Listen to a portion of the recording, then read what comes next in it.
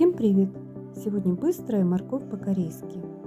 Список ингредиентов вы найдете в описании под видео или в первом закрепленном комментарии. Итак, морковь трем на специальной терке. Добавляем измельченный чеснок.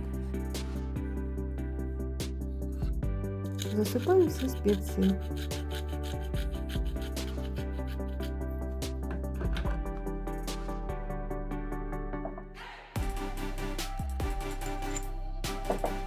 Вливаем масло, уксус, соль и сахар.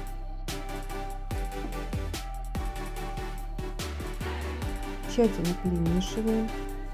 Убираем в холодильник минимум на 2 часа, можно на ночь. Быстрая ароматная закуска готова. Всем приятного аппетита, хорошего вкуса. До новых встреч!